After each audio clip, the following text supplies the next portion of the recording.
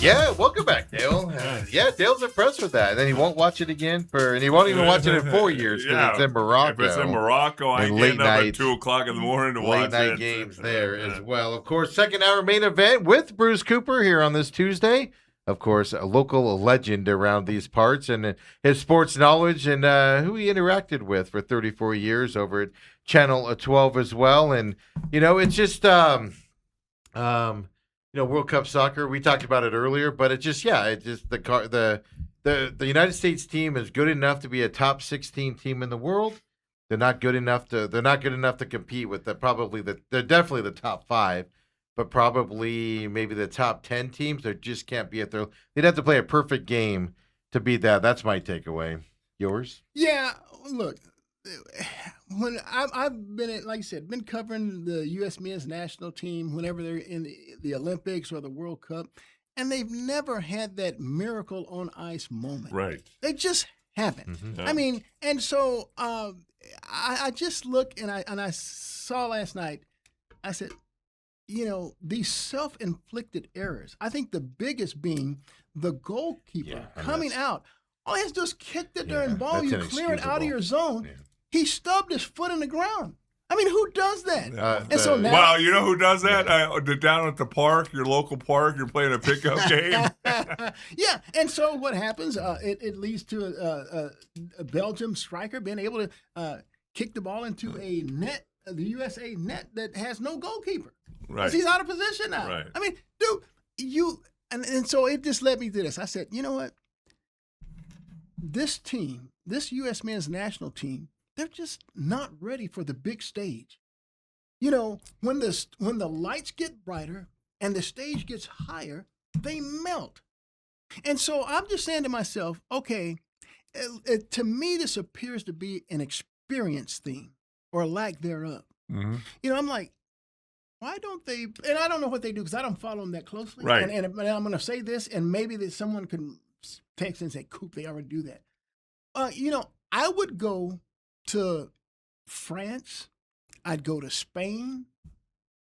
I'd go to Argentina, and I'd play friendlies there because see what happens is those stadiums are going to be. Do they really? Okay, so that's not the problem, Coop. It seemed like that the stage got big, and they're not used to these big crowds. Yeah, no. Okay, you're on the right track there, but what you're missing is, like for the Belgian players, they all play high-level club soccer, meaning Premier League. They play in games of this size routinely every week with large crowds, with lots of stuff on the line, they play high-level soccer every time they step on the pitch, usually. The U.S. players don't get that same advantage overall. Did you notice yesterday when Belgium subbed in a couple guys in the second half? They were subbing in guys that could have started for their team, and they just benched them that game. And they could bring them in later to give them rest. Well, I think the U.S. is bringing in bench guys. Well, the problem is that the U.S. doesn't have playing friendlies against those guys is going to give you talent, but it also starts. To me, the Belgian team wasn't overwhelmed by being in the round of 16 game in a World Cup because they play in big environments all the time. The U.S. was. But it starts bigger. It starts bigger than that. How do you get more experience playing on the big stage? You need these young players to go into soccer and go into these big camps and stuff. Well, you're saying big camps. I mean, it seems like to me a sold out 80 to 95,000 seat stadium would be more beneficial than playing in a camp. I don't know what a camp. No. So like Belgian players, they come up and when they're 8-9 years old, they get plucked out as good soccer players and they go into these camps and they grow up playing soccer and getting their education. And hold on, and then when they get up, now they're playing high level. They're good enough to play high level Premier League soccer, which would be like the NFL, right? Like take a college kid. I'll equate it this way: take a college kid, put him in the NFL. It's a little bit of a struggle, right? Brighter lights, things to that effect. Even if they have the talent to be there. Little bit of a learning adjustment. Exactly. Well, that's what I'm saying. The Belgian team walked out on that field yesterday because they play in that environment all the time, weekly. Okay. Well, then whereas the U.S. players don't. If it's not the friendlies, then they need to play. That's what they need. They need because to me, I thought that there were 3 different goals that Belgium scored that were a result of either our inexperience or Yeah, our absolutely. Mistakes. our being You're on the right frightened track. frightened on the big stage. Yeah, Because you're on the right track. Yeah. And so I don't know what that is, but if it's those camps, because I'm not familiar with it. The I'm just Belgian not the Belgian players that you saw yesterday have played more soccer in big time stages than anybody on the American side. But So they walked yeah, onto that yeah. pitch yesterday just like it's just another game. Whereas the U.S., in my they're opinion, went out frightened. They were and frightened. went, "Oh my God!" From the opening kick, Yeah. they were frightened. I agree with you. That's the difference. It's So the here's the experience. thing, Coop.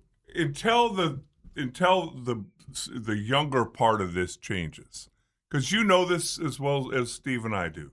If you're a premier athlete, what sport are you steered towards? Football, basketball, or baseball? If you're a premier athlete, Sure. we don't have our premier athletes that hey, let's all put them in soccer. Well, a lot of our people are what President Trump would call birthright players. You know? Oh, brother. Yeah, well, they are. I mean, our and see, I disagreed with this too. I mean, I guess Flo Balogun was supposed to be our best player, and he gets a red card. Now look. I want our viewers to understand this. I was really conflicted. I mean, first of all, coming in, I'm rooting for the North American countries. I'm rooting for Mexico, Canada, and the USA. And so, starting yesterday, we're down to just the USA because Canada and Mexico's already been eliminated. But when the President Trump made this call to the FIFA president and actually changed their minds and took and rescinded the red card and allowed Balogun to play, dude, I'm like, no. If you follow the history, you already know that this FIFA president granted Trump a special Peace Prize trophy or whatever it was. So they had this friendship. Mm-hmm. Dude, favoritism should not come into play here. It comes into play all the time No, with it FIFA. should not. It should, well, all the time with FIFA. Well, I don't know that FIFA's a either. corrupt organization that they take money. They constantly change their rules. They let Ronaldo play in the first 2 rounds of the tournament when he should have been suspended. They allowed that, and you're not upset about that. Well, Coop. see, here's the deal. It's ridiculous to be upset about what they did. It's ridiculous. I'm just saying what I saw.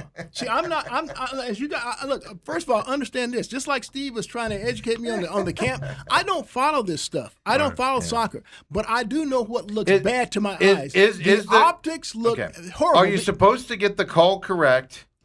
Or are you supposed to get the call wrong? Here's the answer. Well, you have the VAR. Are you supposed to get the call correct? Or is the call supposed to be done right? They fixed the wrong. He should not have gotten a red card in that situation. No. Here's the deal. And I'm going to explain this to you. And I'm going to draw. I'm making an analogy with this. There is a system. The VAR is like the video assistant referee. Okay, that's what it said. The acronym for that stands for. They went through that process. And they determined that Balogun committed a foul and it was the wrong call. Get a red card. It was the wrong Regardless, call. that's what they did. That's what they did. All right. So then the FIFA has this committee that reviews all red cards. They upheld that deal, and so now Balogun has to sit. They don't have a committee. It's just what the rule is. They went to the committee for the rule number 27. They have a right to overturn that. They didn't. They upheld it. This is the language and everything that I'm at. But Dale, hold on. Yeah, because so now, Trump makes a phone call and it's overturned. So you know what? And look, I know it's not. It could be apples and oranges, and it probably is. But I felt like Belgium during the 2007 run of the Phoenix Suns to the playoffs. There's this rule that you can't, if there's a ruckus on the floor, you can't go onto the floor. Mm-hmm. Well, they determined, Commissioner Stern determined that after looking at the video, that Boris Diaw and Amari Stoudemire stepped off the bench. Mm-hmm. And so now they're suspended for the next game. Mm-hmm. Well, dude, keep watching. Everyone shows the video. Even Colangelo went, look, Tony Parker and Tim Duncan stepped off the bench as well. Right. Why aren't they? So now you're you're pissed because you feel like favoritism is being shown. The same rules don't apply, and so I'm not aware of any of a history of this. All I'm telling you is that the optics to me of this look bad. But here's listen to what you're complaining about. And I'll let Del talk. Listen to what you're complaining about for a second there. The Suns were wrong by David Stern. No. Because it wasn't put out there properly. I'm telling you, I felt like Belgium, because see, you feel like the rules aren't applying. They're not the same. Favoritism is being shown. Okay, I got That's all I'm okay, saying. yeah, So I'm it's just telling you that favoritism is being shown here, Okay. but a phone call the president makes. No, okay, It happens all the okay, so here's what I take out. First of all, the way I've approached it, Bruce, is you and I don't know enough about soccer to be critical of. I admit that. And that's why I've kind of stayed out of that a little bit. But the optics look bad. Right, you can say that, and again, a lot of that is driven by your politics. I want to see the best players on the field. Wait, because again, whoever made the phone call, that they didn't. I don't want to get into all that part of it. I'm just saying that I've heard it from experts on both sides, just like the Suns and the Spurs. I've heard it on both sides that, boy, the VAR is not there. You can't slow motion things to give a red card. You can't. You could do it for other things, but not give a red card. I've heard all sorts of stuff. So, and then the last part is Belgium was a better team to begin with. Whether you could have given Ronaldo to the American team, that did not change. Russia was the better team on the ice in 1980, but U.S. won. So that's why they play the games. Right. And so all I'm saying is that I don't like the appearance. Yeah, and fine. look, I'm rooting. I want to root for the USA. That's my country. Yeah. I want to see Balogun play. I want to see the best players out there. But if you break the rule, I don't want that rule amended for my team. Okay, I don't. Okay, so when you say that, because you brought it up, did you think the Suns deserve to have their guys suspended in the moment? Okay, yes, by the rule of the game. But I also, if you play that same rule, Tony Parker and Tim Duncan ain't playing that game either. So now it's all good in the hood. But when you allow the same, you don't apply the rule properly. Evenly. Evenly. Dude, I got a major problem. Yeah. And so I don't. And so Steve's telling me that this rule has not been applied.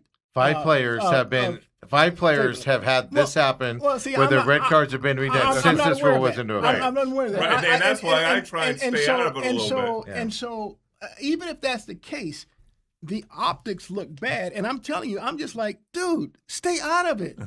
I mean, for crying out loud, I don't want any favoritism. I don't want to be. I want to win fairly. No, see, but here's my point in this is if you're going to have replay, get the call right.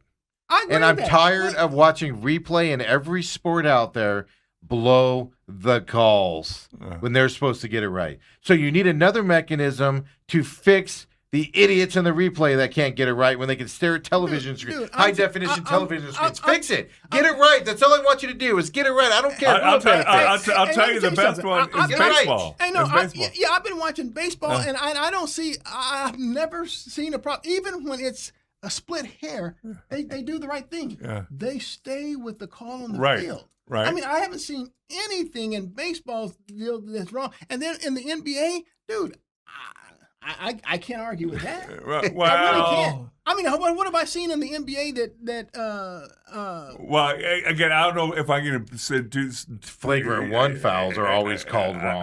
I can't. But that's not a video replay. We always go to the video replay. The ref stands in front of that 70s bargain, and they go, anyway, we're going to look at this as a flagrant, and then they go look at it. Yeah. And then they still call it flagrant, and you're like, all the guy did was look at the guy. Yeah, okay. All right. I'll acknowledge that. That's where I get into this is I could care less if he played or not. I could care less if his red card was rescinded. But get the call right. And I think they got it right. That's where I stand on it. Plus, FIFA's not stupid. The reason why that rule's in there, they want the best players on the field at all times in this event specifically. Well, that's what they want. And I think all leagues have a little bit of that in them. They're not stupid. You don't want a Super Bowl without Tom, that New England's playing in, and you don't have Tom Brady. Because you don't want a Game 6 Suns Spurs. You don't want that without the Suns, two of their best players out there on the court, because it taints it. It annoys everybody and stuff like that. The easier decision is to let them go out there and play, and then say it's full court. Then everybody's at full strength and stuff like that. That's just where I lean on that side and everything. But it doesn't matter. They got their butts kicked. So. Yeah. Like I said, they're not ready for prime time. No. And I think that is a travesty within itself. But I mean, Coop, I've been saying the same thing since for the past 40 years. Okay, but Coop, here, again, and I think a lot of people do this. I'll say that every 4 years, I'll say that. But what's the solution? How do you change that? Because not like other countries have that many better athletes than we do. What's the solution? It was in my mind, soccer will never ever crack the top 3/4 sports in America. Bill, I think you hit the nail on the head as it relates to the U.S. men's national team. The reason why our women can win Right. a World Cup or win a gold medal in the same sport of soccer is because they don't have a comparable alternative. Right. Here in America, I mean, the pigskin, that football Right. is number one here. Right. And so the best athletes matriculate to play that sport, not soccer. Yeah. And so we wind up with a lot of I guess foreign players, if you will. Right. I mean, who are birthright citizens Right. that fill out our US men's national team. Right. And that's all good in the hood. But if them getting better means spending more money to get in these camps that Steve's talking absolutely. about, Yeah. then do it. I mean, I was reading a story this morning. Like here in America, young kids when they're good at soccer, they can join. Like it's kind of like in basketball.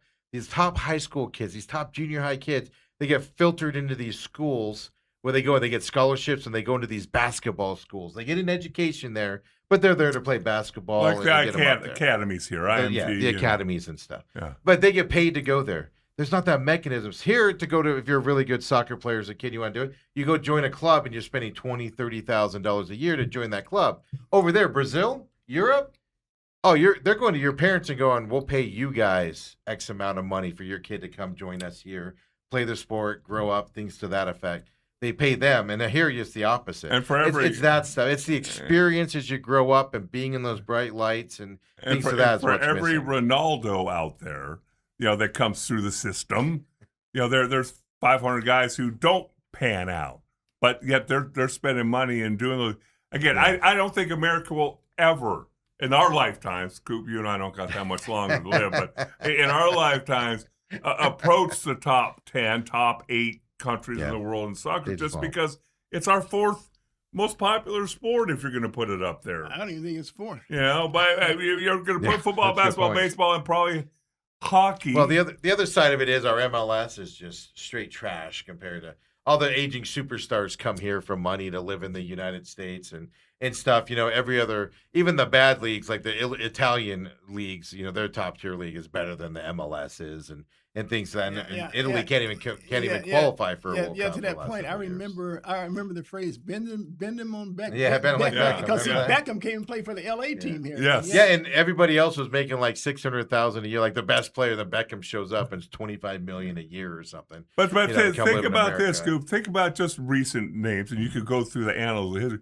But what happens if Jeremiah Love started playing soccer as a freshman in high He'd be school? fantastic. What if Marvin Harrison, or I'm just talking about Cardinal, but you named some of these athletic guys. If they were playing soccer from the time they were 8 years old, and that was their calling. Well, see, I think if you look internationally, when young kids are growing up, they can turn on their TVs and they see that type of soccer being Yes. played. Well, they In idolize America, those when we guys. turn on our TVs, we see the gridiron Yeah. being played, and so that's where you matriculate to. They grew up Right. idolizing all those and- Belgian players grew up idolizing players in Sure. in those leagues and wanted to be like them. They have their jerseys and stuff like that. Yeah. That is not the same dynamic here, and so all I'm saying is that I didn't know that our U.S. men's national team was going and playing these friendlies in these big stadiums. They play. So if these camps that Steve's talking about, then hey, look, I'd put the money. It's all comes down to this. Put the resources, the money behind it. Right. It'll change. Right. Yeah, my money's not going to be there for that. It's just not going to be. Well,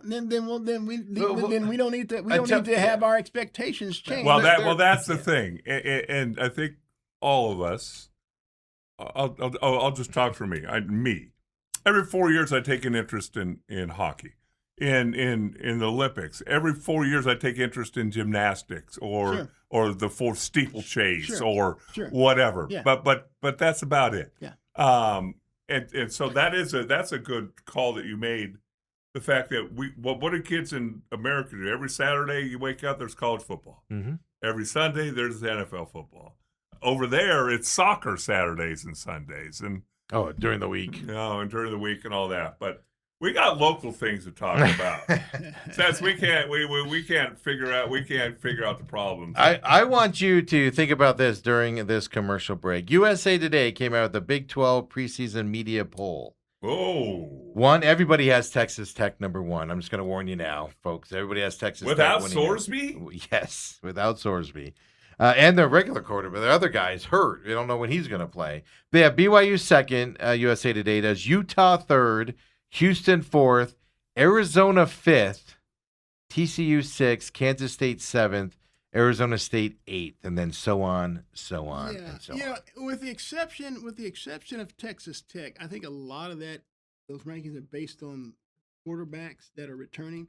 See, Arizona has Fafita, fifth-year senior, returning. BYU's quarterback was a freshman last year. I think his name was Kent. Number 44. I remember saying, something like he that. wasn't supposed to start, but they lost. Bear something. Yeah, they lost the one kid who had to transfer out for ethical reasons. And so at Utah, Devin Dampier and his freshman backup. I mean, and so with Arizona State, everyone's new there. Right. They don't have a single. So I get all that. And with Texas Tech, even though Texas Tech is uncertain at quarterback, I think their defense had it might be better. Yeah, their defense may even be better than last year. You're supposed to think about this during the commercial break. No, he's thinking about it now as he's going. But I mean, it's interesting because I'm seeing a lot of people rate Arizona State in that middle range, 8, 9 type range. I sense a bet coming up. Yeah, is that the quarterback? We'll talk about it coming back. Kenny Dillingham talks at 10:30 this morning. I'll give you intel on that. But I'm intrigued by these polls I'm seeing from Big 12 doesn't do a poll anymore because they embarrassed themselves that first year with all these new teams in there. With Arizona State last and everything. But it is interesting to talk about. So we'll talk about that. Diamondbacks, little NBA news with the Suns. Coop was probably that yipping and yelling and jumping up and down yesterday. Might have been because of a signing they did there, if you heard Coop doing that. So come on back, folks, the main event.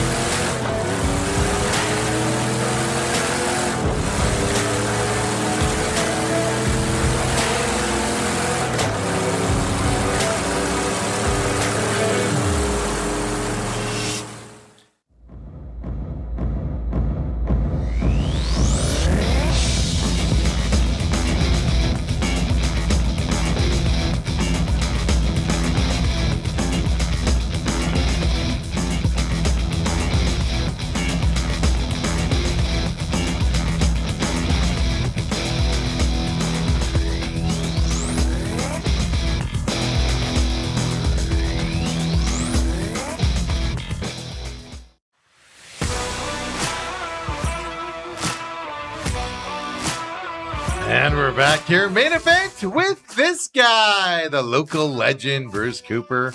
in the house. He stopped yelling at me about calling him that, by the way. So I think it's looking good on him now as he goes around. Really quick on, don't forget, join us on our YouTube chat out there as well. Robert says, wasn't the dude with the man bun, Reams, like 58? Yeah, he's like 38 or something like that. He's one of the elder statesmen on the U.S. team. He said he moved around like it to me. And then Ethan says Egypt is up by 1 in this game. They kicked off already for the game today? I thought it was later on.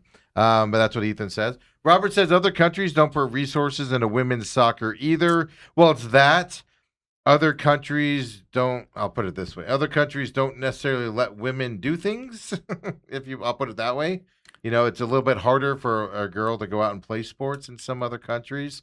They've been pushed into other things, for instance, as well. And then going back to football here, Ethan says, the Big 12 and Monster Energy have entered a multi-year sponsorship agreement, announced at Big 12 Media Day. So every team, guys, is going to have a patch on their jerseys.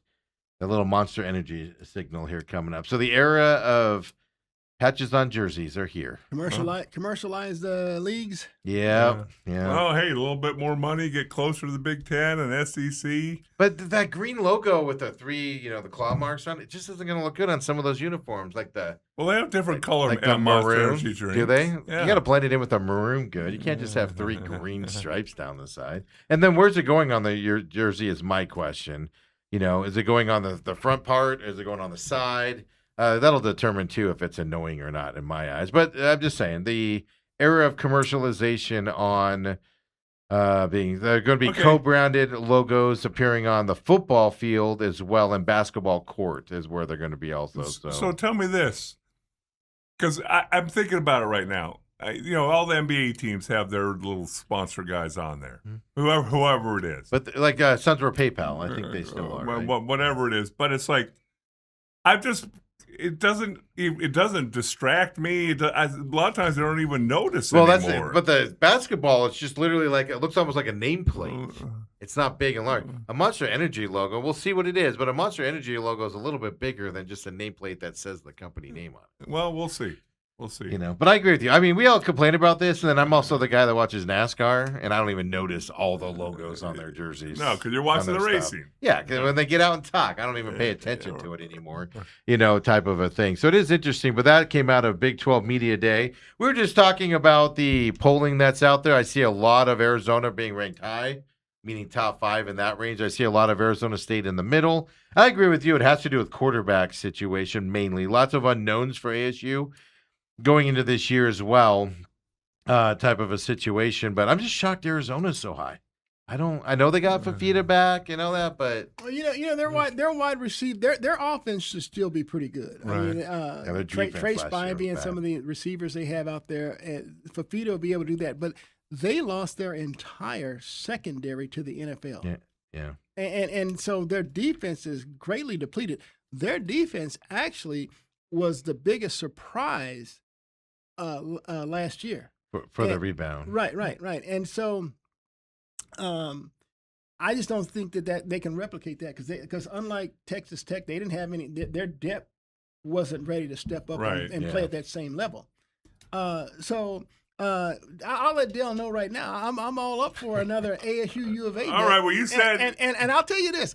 Without knowing ASU's depth chart or anything. Well, absolutely. And I'll say this, that I know if you look at all the media and all the projections, they look at Cutter Boley, the transfer from Kentucky, as being ASU starting quarterback. Right. I'm telling you right now. I've seen the kid. I've seen the kid play on tape.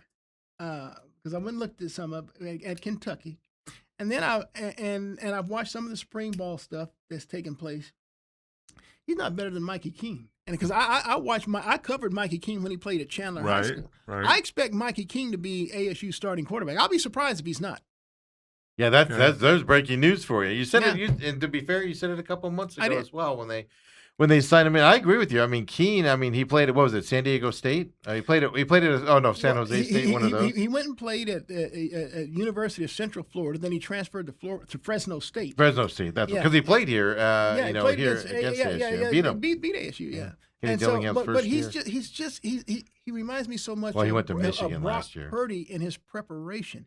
You know, you don't catch this kid not prepared.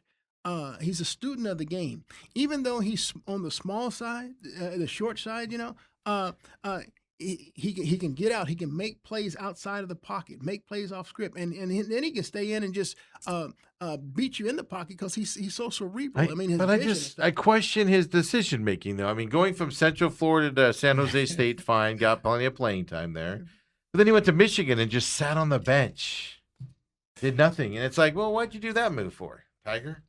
Can help you out at all. Can't answer that, but I do. I just kids like that make me question a little bit of what they're doing. I do expect him to be the ASU starting quarterback, and I expect him to be very successful. Now, look, Arizona State has gone out and they've their depth at wide receiver is so much better than it has been because you basically had Jordan Tyson and then his underling. Disappointing after that. Yeah, but they're deeper there. They're running backs. I mean, Kyson Brown. I mean, they have some depth there. They got a couple of freshmen that have come in. Carday Mack. I like this Arizona State team.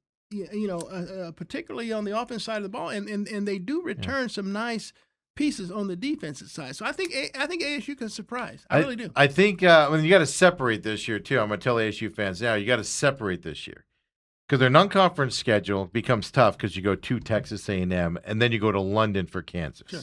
So I'm expecting them to do nothing at Texas A&M. A loss there, it affects your playoff thing. But let's talk about winning the Big 12 first, because then you'll get in, type of thing. But you got to predict, because I can see a lot of ASU fans going, "Oh, we got destroyed at Texas A&M." No, and then went to London. Hey, let me ask you this: I still remember when Arizona State went to Texas A&M. I'm just saying a possibility. I'm not looking at any blowout.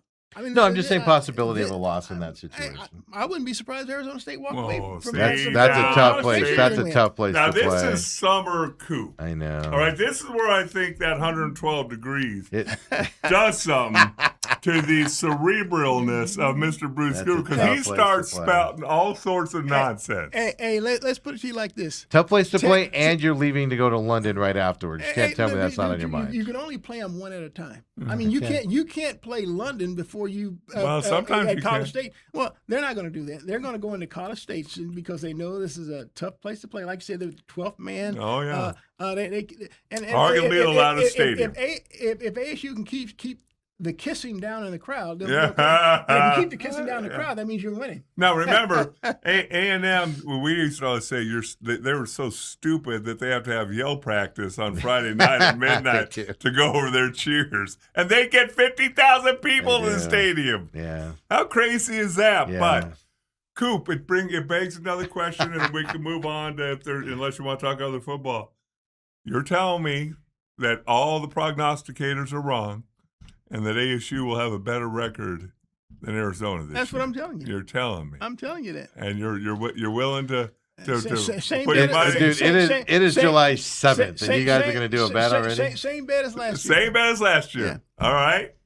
Now I'll have to count on you if I happen to lose to get that same table, because I ain't got that full. I mean, if I give some funky name, they ain't even gonna let me make a reservation. Yeah, brother. Let's All see. right, let's put it down. You lose, huh? Okay. Now, are we gonna? Is Steve gonna be able to tag along again, even though he's not in this? Not putting anything. I offered to pay last time. I offered to help out, and I was told no. Steve, you tag along. All right. Well, I can tell you this: if I lose, Steve, I ain't paying for you, so you can go on. I said I paid for myself last year. I know Bruce is a nicer guy than you are. Yes, there's no doubt about that. I had cash. I tried to hand Bruce cash, and he wouldn't take it Cool. from me as well. Just for the record there. Really quick, just to wrap up media day. It starts today. It started already at 8 a.m. our time. Kenny Dillingham talks at 10:30. I don't think we're going to get any fireworks or anything out of this Big 12 thing. It's a 2-day event. Arizona is tomorrow. Today you got ASU, Baylor, BYU, UCF, Oklahoma State, Texas Tech, Colorado, and Houston coming up today for those of you interested in that as well. on who gets to talk. Coop, and did that you used fun to stuff. cover these when you were 12? Did you actually go or no? It was the Pac-12 we did, and they did it in Los Angeles. Yeah, it was a lot easier to get to. Yeah. That's the hard part. This is in Frisco, Texas. Like, to get there, man, you can't drive unless you want to be in the car forever. It's not a from quick here. turnaround. Whereas LA, you can literally land, Yeah. do it, turn around and fly back. And then the Pac-12, they started doing it in Vegas. Yeah. So either way, Los Angeles, Vegas. But yeah, I mean, Texas is just—it's a difficult place for a lot of us to It's get a to. 2-hour flight. There's an hour time change, so coming back is easy. But you got a 5-hour drive either way. Yeah. When you land in See, it was a lot easier. when you for- land in Dallas, Oh. yeah, to go to Hey, Frisco, hey, it's a long it's an drive. hour. let me tell you. See, you learn this from our photographers there. And Yeah. it doesn't matter what station they're at. See, even when you fly, Yeah. now you have to pack a lot of your gear Yeah. and stuff, put it on the airplane, and then you're loading up a couple carts, and then you rent a car, and you're loading up in there. Mhm. Whereas they have their own units from the stations, and all they have to do is get in that car. Because when it's L.A. and Vegas, they said They just drive. They just drive. Yeah. Rather do that. That's the thing, and everything's already in place. And so Right.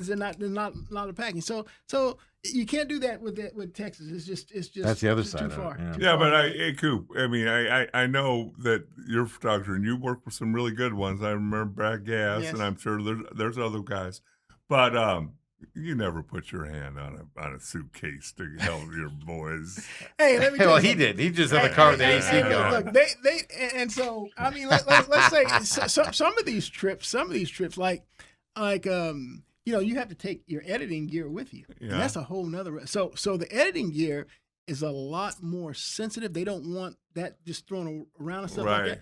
So they would actually pay and put Fragile with FedEx. So Okay. that stuff would get FedEx Oh, because sent over separate? with that because you know how the baggage people they Oh, have yeah. to throw your stuff and it's too expensive. So yeah, I'm not packing that stuff. Yeah. They're doing all that. You're right.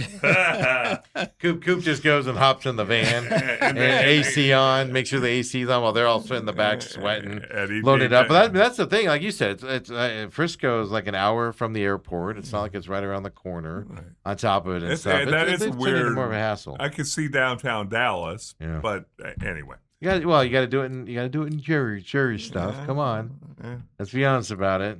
All right. Hey, really quick, Suns extend Bartelstein for the Suns and Mercury. Of course, he's CEO of both of those enterprises. The right-hand man there for Matt Ishbia. Right choice, Scoop.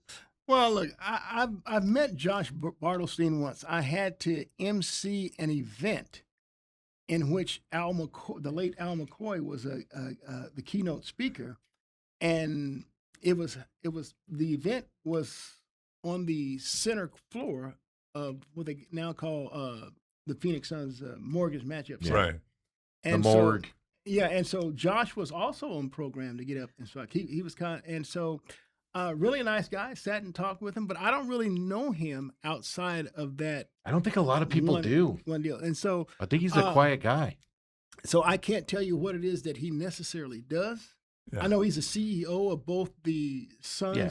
and He- the Mercury. He's not just I he's don't- shaping the business side, but more Yeah. importantly, he's also over the basketball operations but when you look at I it. just don't know how much input he has relative to the personnel Right. of each one, and that to me that's the most important Yes. thing. Yes. And so I'm okay with it. I think it's I'm setting okay the because culture. I don't really know him. I think he's more like a Derek Hall type of a guy, where he's over everything, Derek Hall's a great guy. and Yeah.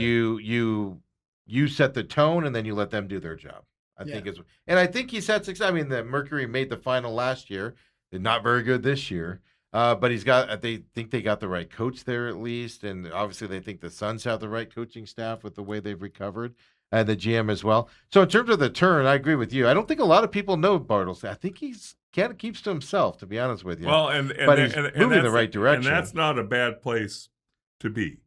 You know, again, he's not caught in any scandals. He's Well, not. The Sophie Cunningham one well- kind of rears his ugly head every once in a while. He denies. Well, anyway. Repeatedly. Oh, that was interesting. that was popped up a interesting. couple weeks ago, too. Hey, look, I ain't mad at him. You know? No, I just wondering. I mean, because you're right, he's kind of a quiet guy, but I'll say this: there's no doubt the Suns and Mercury, although Mercury taking a step back this year, but they're moving. The voice is there, and the voice is moving in the right direction. and most importantly, he's Matt Ishbia's guy. And if Matt Ishbia is not happy with him with the way it's going, so he's doing everything that Matt Ishbia wants. I'm not upset about it. I'm not torn up about it. I was just curious because you just don't know a lot about this guy and what he does.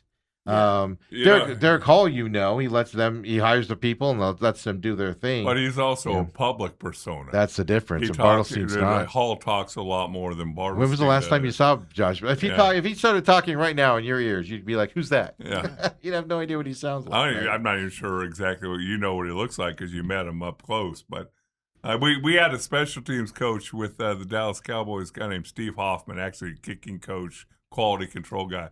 So my whole goal here is to last 20 years. And when I get fired, Jerry Jones goes, "Who's Steve Hoffman? I don't want anybody to know who I am." Yeah, because the only time he's getting mentioned is when something horribly wrong goes wrong, right? Kobe Bryant signs a 2-way NBA contract to return to the Suns. I like it. He's a tremendous shooter. You're a big fan of his. I am. I mean, look, it's no joke what he did in college. I mean, I think he was Kentucky. The best 3-point shooter his final season in college. I think he hit like 47% of those. And with the Phoenix Suns in like 12 games, I think he was 13 of 30 is the number I saw. But he had a really good final game that last game of the year when they benched everybody. That's when he got his extended play. Yeah, he knew he wasn't coming out. They were there. Him and Kamal. I think Malowich had 18 and 14 with 3 blocks in that game as well. So look at Kubo. But Brea can shoot. The fella can flat out shoot the ball. The Suns need, and so I think that he's going to have another one of those seasons in which he doesn't play a lot because Suns went out and signed one of the best veteran 3-point shooters in the game in Luke Kennard. Kennard can shoot his behind. Well, then Bridges is 33% from the 3-point line as well. On top of that, what Bridges does more so than anything, he brings athleticism and explosiveness to that side. I mean, he's I go back to their play-in game with Miami. They're up by a point. Miami driving to shoot the game-winning shot. He out of nowhere, he comes up and he blocks it. Yeah. And they win the game. And now they're in the playoffs. And so he brings that. That's something that you weren't going to get out of Grayson Allen or Royce O'Neal. Neither one of them play above the rim. I told Dale what's impressing me most about the Suns. And I think what I like about what they're doing with their 2-way contracts, they're using it as a development. Sure. Hey, sure. G League, but you're going to come up here and play some games. Let's get you improved up here as well. The idea being, so he could be like I just forgot his name, Gillespie, right? Where, hey, you're just on the bench, you're not playing a lot, but when you get your opportunity, take advantage of it, and you're developing over 2-3 years, and eventually he gets into there where he's a bench guy and can develop. I like the way they're doing it. But I said what I like about this Suns team, because it's rare we see this in Arizona.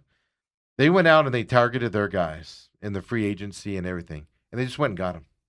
Every other team around here tends to go, well, we got to wait for the first wave of guys to go off, and we'll get the scraps. And the Suns went, nope, we want these guys. They might not have got everybody they wanted, but they went out and said, we want these guys. They made the moves, and even in the 2-way contract. This is what's interesting about Luke Kennard, because you see this. I was shocked when he signed with the Suns, because the Suns only had that $6 million exception to for that final spot, right? And there were other teams with like $15 million exception and with more money. He could have made more money. And yet, then I said, didn't make any sense to me until I saw this. His agent is the father of Josh Bartelstein. Yeah. If you didn't know, family connection. Yeah, if you didn't know, Josh has a very family that are in that business. Yes.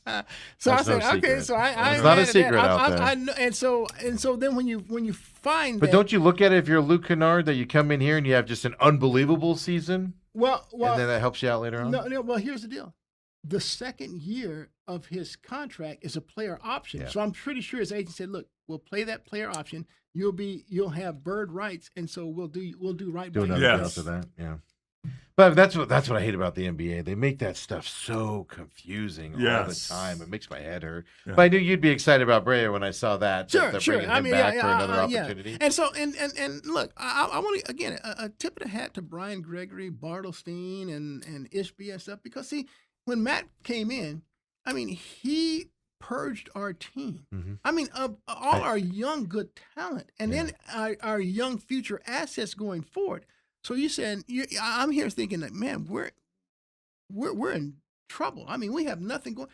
but they somehow managed to, trade this guy, waive this guy, and make other deals to where they get future assets. And then all of a sudden you find out that their team is very young. Look, they got like Mhm. 8 guys that are 25 or younger. And Starting with NBA experience on top of it. Yeah. Jalen Green. Yeah.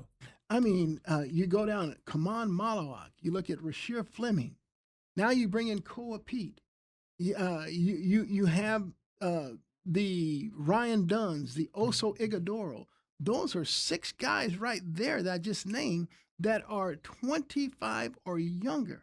Who are you, Coop, expecting to make the biggest jump this year from last year? Rasheer Fleming.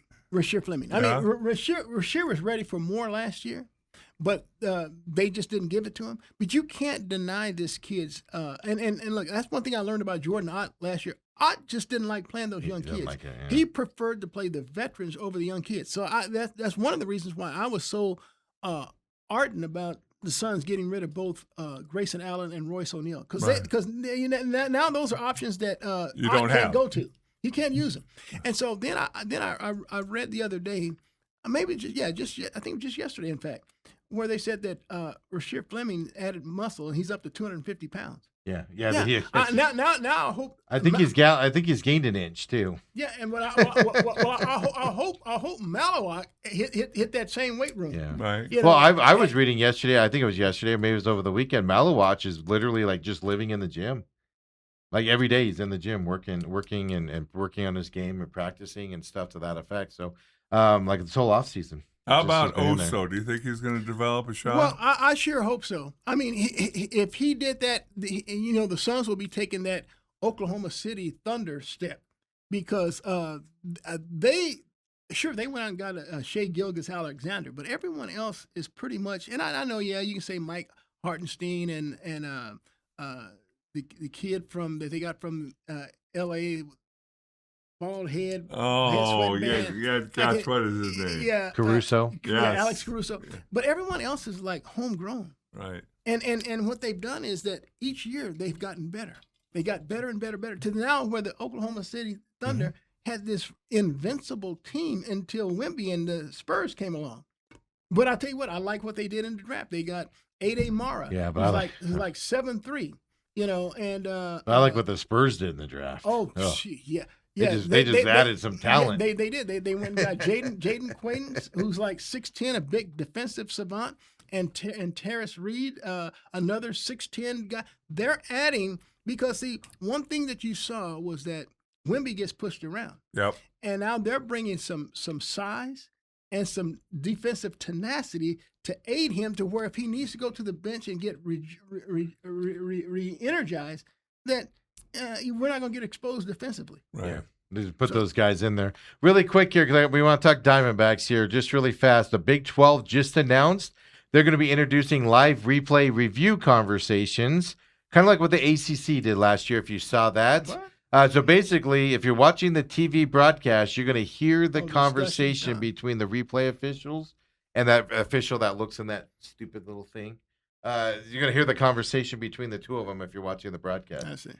I'm all for doing this stuff because it takes away the guesswork. Even if they get a call wrong, you're going to understand why they made that decision. You don't have to wait till after the game and somebody put a statement out. You're going to hear it in real time. I think it's fantastic. But look, correct me if I'm wrong. The ACC has its own network. Yes. I don't think the Big 12 does. No. And so I don't know how the Big 12 does that because, see, if it's the broadcasting entity that decides that. Oh, I mean, they got with the broadcast guys on that. ESPN, ABC, No, there's rule. I mean, if they would all, Fox. you have to get it cleared through everybody first. It's not like, not like but the Fox is on board with it if they're gonna do it. Okay, well ESPN. then, but see, if the ACC can make that announcement because they actually ACC broadcast network. games Well, like and the SEC. Yeah. I don't think Big 12's make that announcement if they haven't cleared it. They're not doing it, and then Fox we're going to be all ESPN. disappointed when we don't see it. But I think everybody, this just goes to the transparency. So even if they make the call wrong and you think the call is wrong, you can at least hear the discussion about it, and you're going to go, okay, I can see why they say that's the rule, and then you can look it up and then disagree. Or with you could them. say those guys were drunken Yeah, idiots. but I think adding more of this discussion, because then that way you're not waiting. like I always go back to the targeting at that Texas ASU game. It's like we had to wait Yeah. till a statement afterwards, and then the That- statement that- was BS, and you have no way to address it. That was a blown call. If you would have heard the time. conversation, then it might have opened some eyes a little bit on but it. here's the I deal. doubt it, Here's but- where I'll disagree with ASU fans. Yeah, it clearly was a blown call.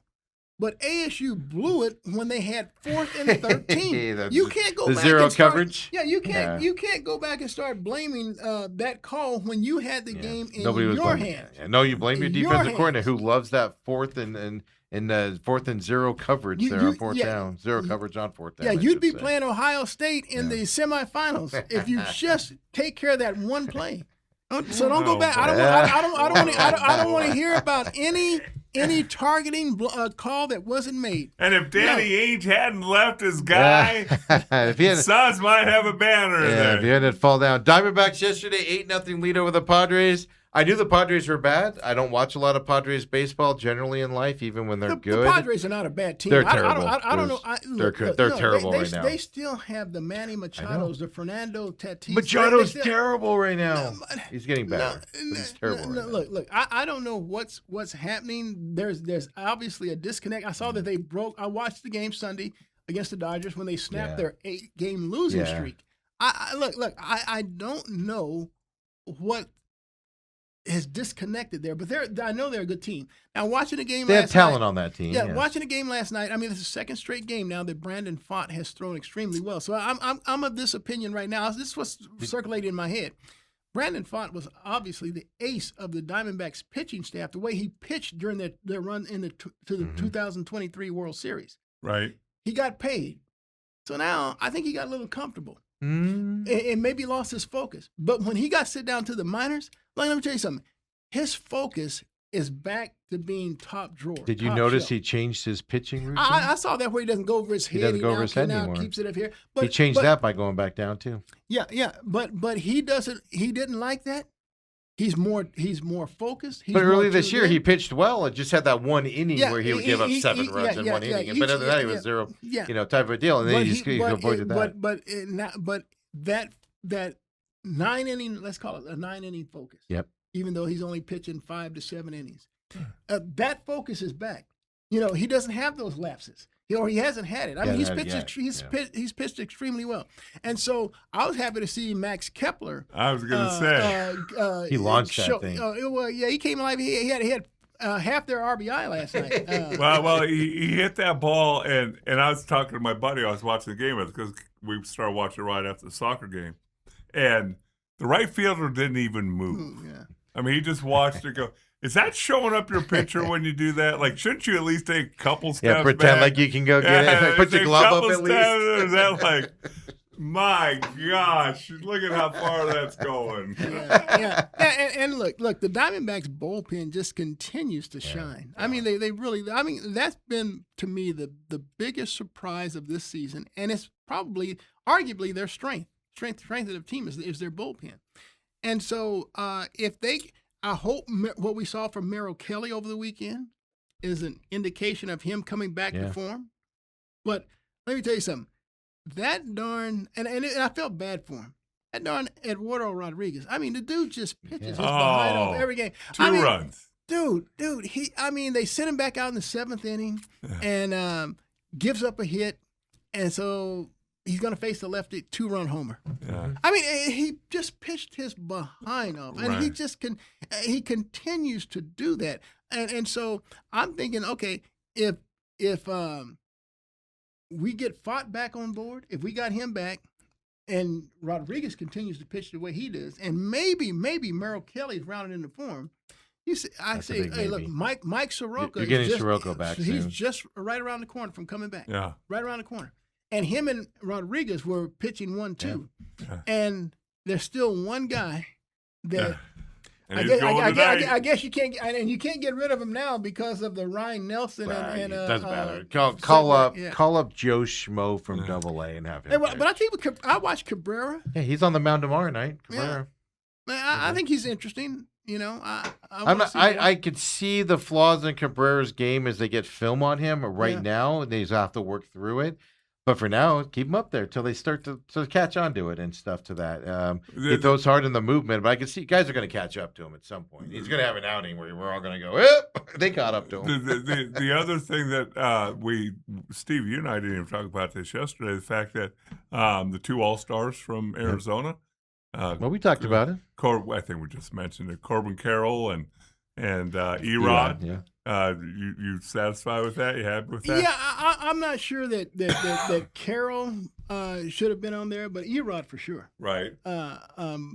I'm not sure With his triples and doubles alone should have him on the All-Star roster. Well, let me tell you something. There's some other guys out there that I just watched it. James Wood from the National. I'm like, dude, he has He's a 28 good home young- yeah, runs. He's a good. I'm young like, kid. son of a brick. Yeah. Yeah, but the Nationals are about to trade him because they can't have guys doing well. They'll have to pay him. They don't want that. Well, I'll take him in Arizona. Yeah, where is he going to play when he comes to Arizona? Shoot, I'll say Gurriel, and they oh, make too much money. Man, Have to be cheap guys. Hey man, I'll pay that dude. Hey, we need some type of hitting because that's the Diamondbacks' big Achilles heel right now is that they don't have that bopper in the lineup. Well, that- They don't have anybody to hit. they have some guys that are capable. Yeah, You right. mentioned They're just Kepler, not, yeah. But if you go back to last year, we know as Gino Yeah. had over close to 40 home runs with Arizona. Right. And Well, that's to me. Naylor was another guy that Yeah. could That's the frustrating thing with me, the Diamondbacks. They scored 8 runs last night, and you just know, like tonight, they're going to score 2. Hey, look, They're going to score 1 or 2 Look, tonight. I wasn't a big Josh Naylor fan, but the more and more I watch Pavin Smith play first Ugh. base, I miss Naylor. Coop, I want to see you out there at first base Yeah, man. instead of Pavin at this point. They They did make a move yesterday that obviously, they needed to. But I mean, James McCann coming back to this, a veteran presence, I think is going to help this team in the locker room. But Adrian Del Castillo, they needed to do something. Yeah, with him. he needed to go down. I mean, the dude's hitting close to 150. Yeah, I mean, it's like, dude, him and come on. Pavin.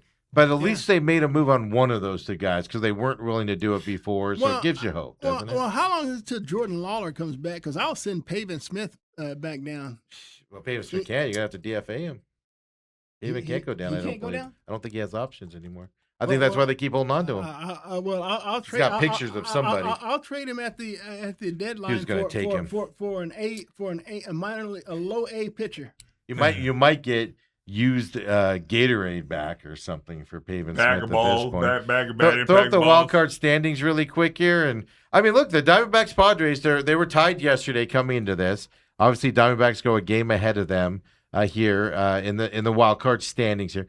You have the potential to put away. It's way tons of baseball left, but you have potential to do damage to a team that's struggling right now in the Padres. They got game 1. We'll have to see how Zach Gallen goes tonight and everything coming up here. But this is why this series is important, is you can really do some damage to yourself in the wild card of a hole you have to dig out of here, especially with the Dodgers 3 coming up shortly in front of you as well. So hurt your division foe now and get through this with this 4-game series.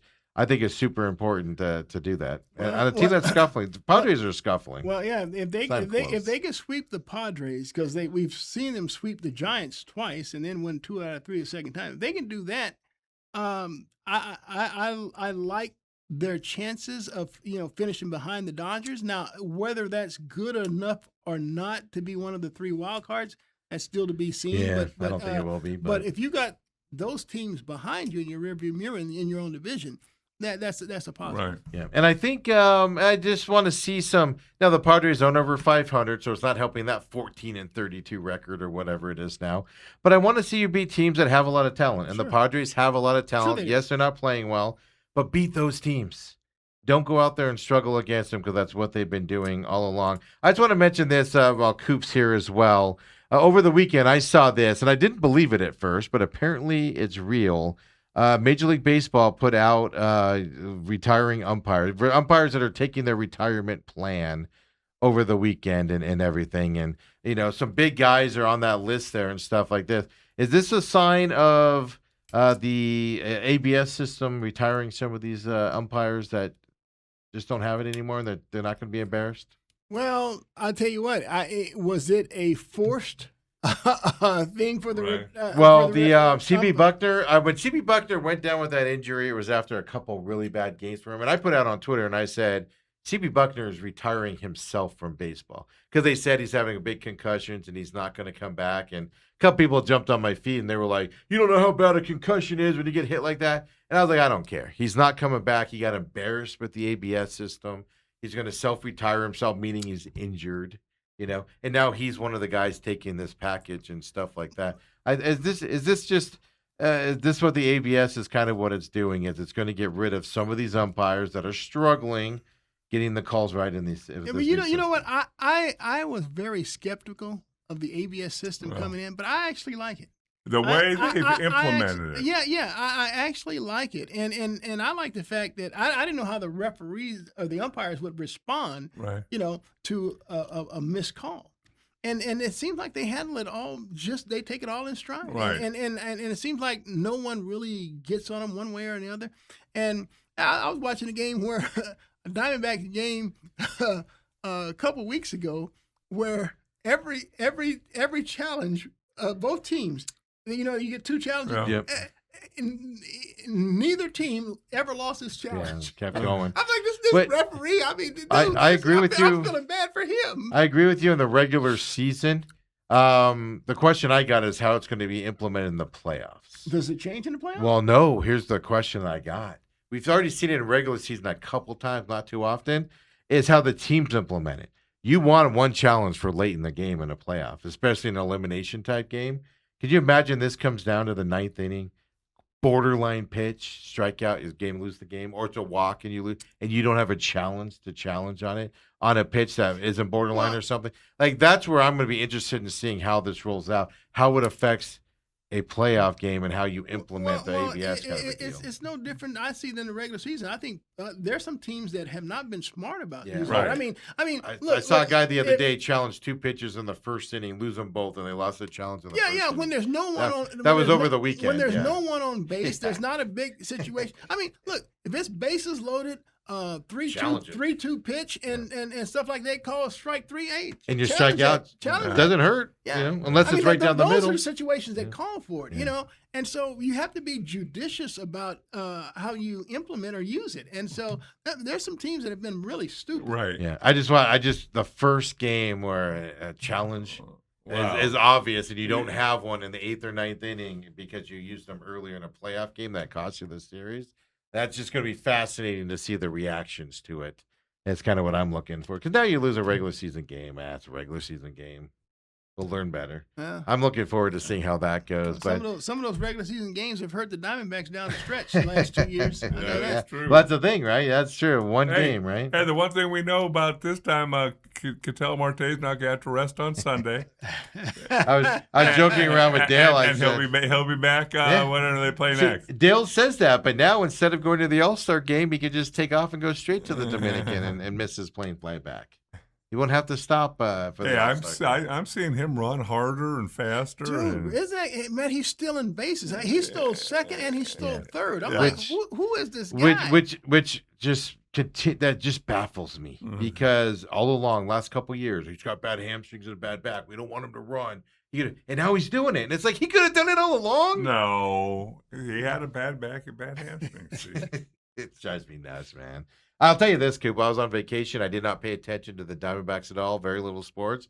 Man, my life was just so peaceful without hearing all the nonsense about how Gallen, isn't fighting for his job, and Pavin Smith is. We know what kind of hitter Pavin is. Yeah, sucky one. They keep running him out. It was just so relaxing, not getting fed all that stuff all weekend long and lied to the whole weekend. So beautiful. Now I'm back into it, though. Are you going to be watching the Vegas Summer League this weekend? I'll be paying attention to it just because I want to see what the way I look at Summer League is this. If you're a rookie and you go in and you struggle in Summer League, that makes you worried for the NBA season coming up. But if you go out there and dominate it or have a really good success, then that means doesn't mean you're going to go be an all-star this year, but you're in a better position to go into the season and contribute. So I'll be paying attention to Kofi. I want to see which one he is. If he goes out there and dominates and has great games, perfect. He's ready to come in and learn and improve in the NBA season. But guys that go out there and struggle against G League guys. I honestly don't see Cole Pete making that big of an impact. But as long as they don't struggle. Yeah. I don't want him to see him struggle. You know, because if I look at the power forwards position, I'm saying, okay, Bridges is going to start, and his backup has to be Rasheer Fleming. Fleming has to play. Yeah. He has to play. And so I'd say the same about Malowacz, though, as the backup. I'd say the same thing about Malowacz as the backup. He needs more minutes. I don't this have year. any confidence that Jordan Ott will be able to utilize that three-headed center monster. But that's why I'm getting out with Fleming. You could see him not go with Fleming as that second spot. Who's his option? Who's his option if he didn't? Cole Pete? Yeah. Look, Oso over into that? Well, I know what you're saying. if Oso developed any type of a shot, then I'd be able to consider it. But I also think that this summer league also kind of gives you an insight of where guys can play as well, because they don't always play them in the right positions, and they move them around a little bit. So that's what I get from the summer league. It's nonsense. It's preseason. It's garbage. But what you don't want to see is a guy out there and look lost, because these are G League guys they're playing against.